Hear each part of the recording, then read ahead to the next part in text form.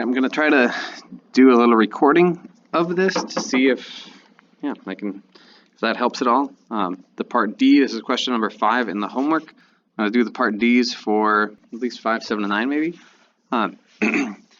But this equation, I'm trying to figure out when this wave crosses line y equals 6, and the equation I set up, 6 equals 2 plus 5 times the cosine of 2 pi over 20 times x minus 3, right?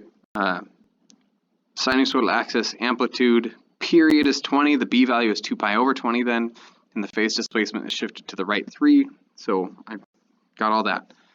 Now trying to solve it, I'm just trying to get x by itself. So first thing I'm going to do is subtract 2 and divide by 5. I'll do both of those in one step, and I get 4/5 equals the cosine of this argument, this 2 pi over 20 times x minus 3 argument.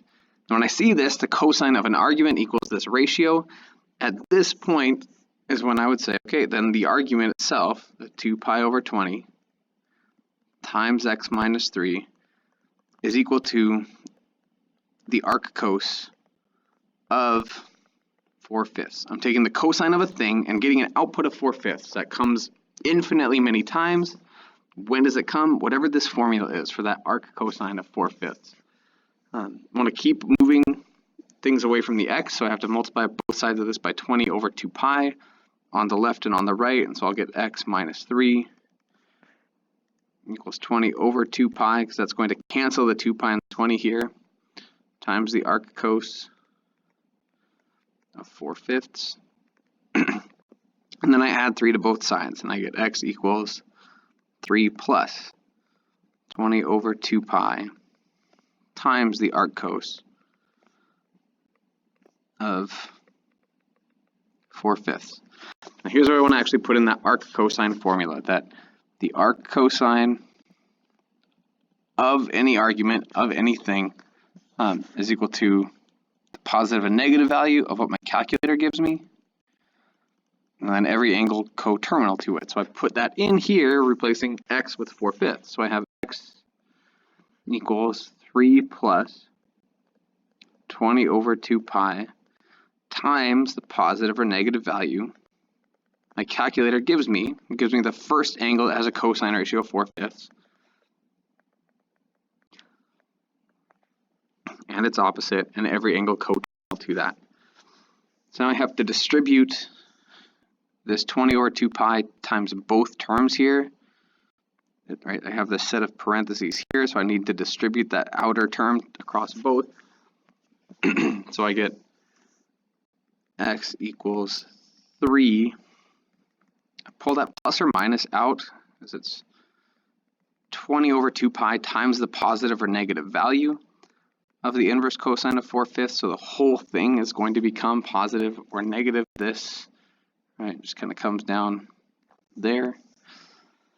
And then the 20 over 2 pi times 2 pi n, I just go ahead, those are going to cancel, right? It's plus 20n plus my period times n. My period up here, it's 20 apart. I go from here to there, it's 20.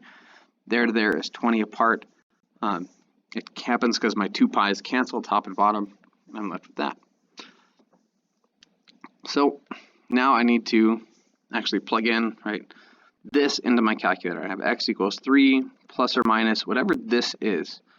When I put it into my calculator, again, remember, if you're doing your calculator, like a TI calculator, this 2 pi needs to be put in parentheses. If you're using Desmos, you don't need to worry about it.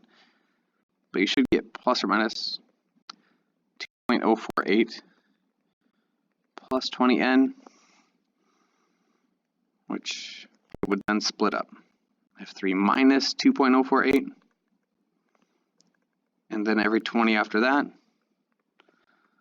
or x is 3 plus 2.048, and every 20 after that.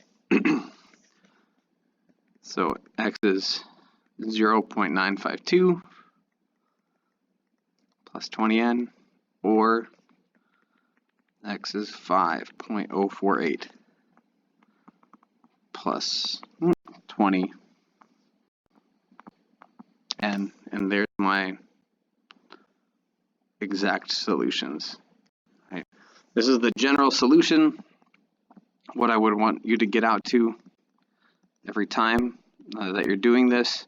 And then from there, you can find the particular solutions, the like 0.952, the 5.048, right? Add 20 to 0.952 to get this, right? The solution here, 20.952.